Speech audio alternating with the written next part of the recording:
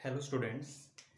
मैंने अभी तक आप लोगों को डायमेंशनल इक्वेशन के ऊपर बेस्ड उसके यूजेस करवा दिए हैं।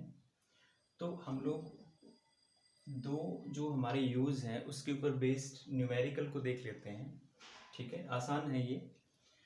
तो पहला न्यूमेरिकल क्या कहता है, देखिए हम लोग बिना समय गवाए करते हैं। पहला न्यूमेरिकल ये कह रहे हैं कि हमें एक इक्वेशन दी गई है और उस इक्वेशन की करेक्टनेस चेक करनी है कि क्या वो जो इक्वेशन दी गई है, क्या वो जो फॉर्मूला दिया गया है वो करेक्ट है या नहीं। देखिए, तो जो हमें इक्वेशन दी गई है उसका सॉल्यूशन देखते हैं।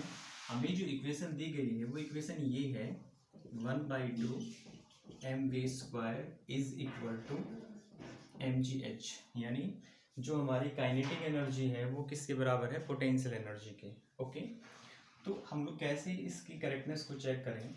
यहाँ पे देखिए इस इक्वेशन के अंदर दो साइड हैं, एक लेफ्ट हैंड साइड और एक क्या है, राइट हैंड साइड। ओके, अगर लेफ्ट हैंड साइड का डायमेंशनल फॉर्मूला अगर राइट हैंड साइड के डायमेंशनल फॉर्मूले के बराबर आ जाता है तो हमारी जो गिवन रिलेशन है वो सही है यानी करेक्ट है। ठीक है, otherwise the given equation is incorrect. ठीक है, तो चलिए हम लोग सबसे पहले लेफ्ट हैंड साइड को उठा लेते हैं।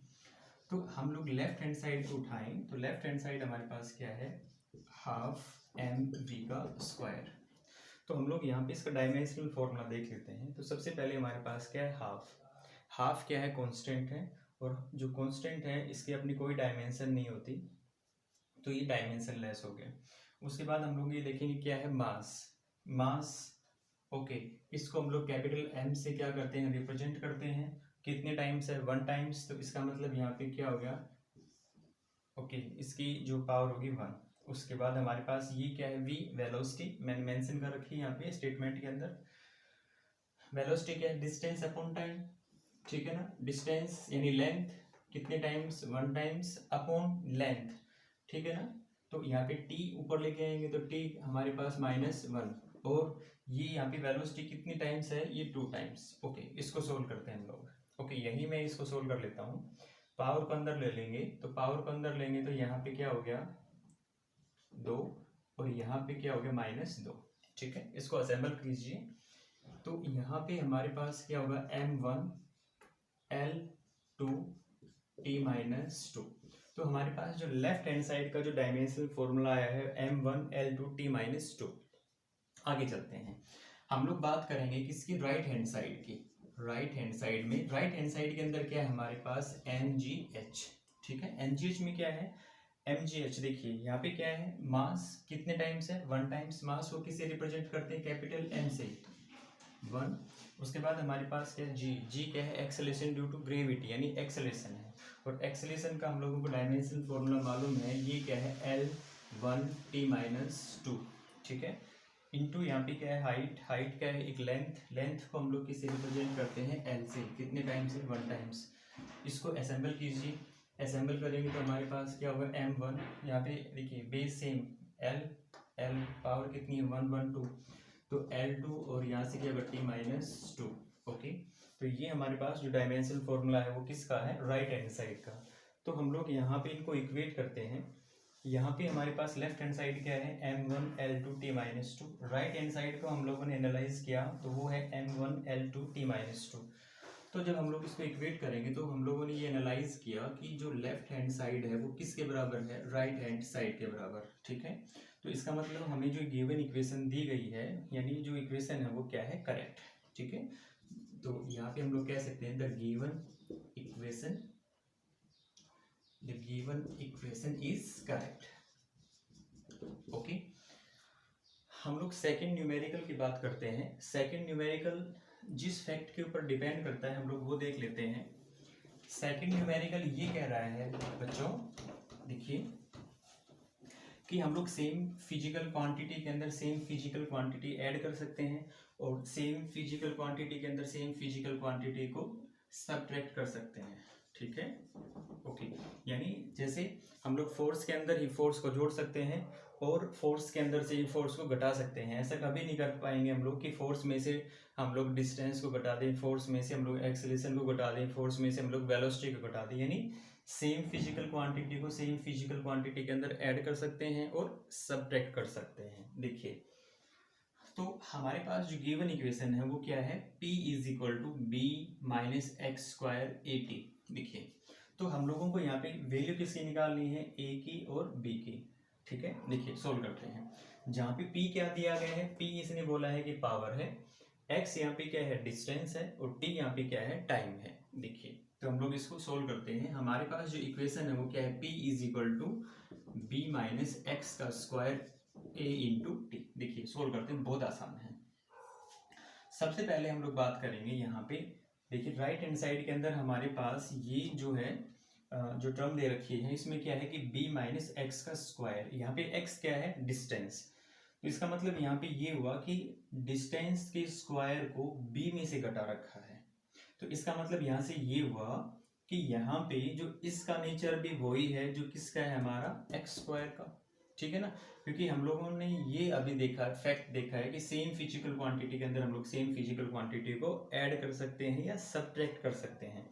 तो इसका मतलब इसका नेचर भी क्या है, यही वाला है, तभी हम लोग इसको एक्स स्क्वायर को बी में से क्या कर रहे हैं, घटा रहे हैं। तो हम लोग यहाँ पे अगर बात करें, देखिए तो जो b है, b जो है वो किसके बराबर है, वो एक्स स्क्वायर के बराबर है, यानी b का जो नेचर है वो एक्स स्क्वायर का ही नेचर है। ओके, तो b is equal to X, यहाँ पे क्या है, डिस्टेंस। डिस्टेंस को किससे रिप्रेजेंट करते हैं, यानी लेंथ है हमारे पास कैपिटल L से, कितने टाइम्स है, पावर क्या है, 2। ओके, यहाँ पे आपके पास क्या होगी, L2। ठीक है, तो यहाँ पे जो b की जो वैल्यू आई है हमारे पास, b की वैल्यू क्या आई है, L की 2। आगे चलते हैं, हम लोगों ने b की वैल्यू निकाल ली, अब हम लोग वैल्यू किसकी निकालेंगे, a की वैल्यू। देखिए जिस चीज को हम लोगों को कैलकुलेट करना है उसको आप लोग एक तरफ लेके जाइए। ठीक है, हम लोग यहाँ पे इनको क्या करेंगे, इनको इंटरचेंज कर देंगे। तो हम लोगों ने a को यहाँ पे इंटरचेंज करके लेफ्ट साइड के अंदर लेके चले गए, और p जो हमारे पास क्या आ गया नीचे, तो क्या होगा कि b माइनस एक्स का स्क्वायर, और यहाँ से क्या होगा, p इंटू में क्या हो गया, t। ओके, तो कुछ एक हम लोग यहाँ पे थोड़ा कैलकुलेशन कर लेते हैं इसको इजी बनाने के लिए। पावर क्या है वो देख लीजिए, क्योंकि पावर की हम लोगों को डायमेंशन चाहिए कि पावर क्या है। पावर जो है हमारे पास है rate of doing work, means यहाँ से क्या है कि W upon T.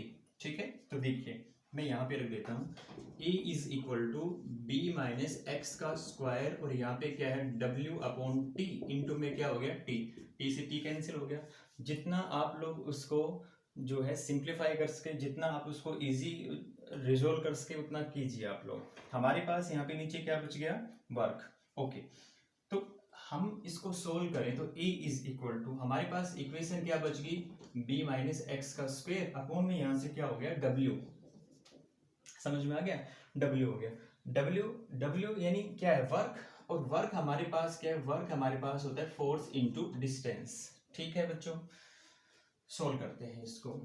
a is equal to, देखिए a ये क्या, b माइनस एक्स स्क्वायर, इसका हम लोग सॉल्यूशन कर चुके हैं। इसका सॉल्यूशन हमारे पास क्या है, L की 2। नीचे हमारे पास क्या है, वर्क। देखिए वर्क फोर्स इंटू डिस्प्लेसमेंट, यहाँ पे फोर्स की जो डायमेंशन फॉर्मूला होगा क्या होगा, m1 L1 t माइनस 2। उसके बाद हम लोग बात करें किसकी, डिस्टेंस। डिस्टेंस क्या है, L, कितने टाइम्स है, 1 टाइम्स। ओके, यहाँ पे देखिए यानी L बेस सेम है, पावर जुड़ जाएगी, यहाँ पे पावर 1 और ये 1 और 1 कितनी हो जाएगी, 2। ओके, उसके बाद हम लोग क्या करेंगे, इसको लीनियर फॉर्म में लिखेंगे। लीनियर फॉर्म के लिए हम लोग इसको ऊपर ले आएंगे, तो ऊपर लेके आएंगे तो हमारे पास क्या होगा कि a इज इक्वल टू, यहाँ से हमारे पास ये हो जाएगा m माइनस 1। अगर हम लोग न्यूमरेटर से डिनोमिनेटर, डिनोमिनेटर से न्यूमरेटर अगर लेके जाते हैं तो उसकी जो पावर है उसका साइन चेंज हो जाता है। तो m को ऊपर लेके जाएंगे तो m माइनस 1 L माइनस 2, और यहाँ पे t माइनस 2 वो क्या हो जाएगी, ऊपर जाके प्लस की। ओके, उसके बाद यहाँ से क्या हो जाएगा, L की पहले से ही 2 है यहाँ पे, तो L माइनस 2 L प्लस 2, यानी L की कितनी हो जाएगी, 0, और किसी की पावर 0 क्या होता है, 1। सो हमारे पास a की जो वैल्यू हो जाएगी वो क्या हो जाएगी, a माइनस 1, यहाँ पे L की 0 यानी 1, और t यहाँ से कितनी हो जाएगी आपके पास 2। तो ये हमारे पास जो डायमेंशन यानी जो वैल्यू है वो किसकी हो जाएगी, a की। तो ये हमारे पास इजी से दो न्यूमेरिकल थे।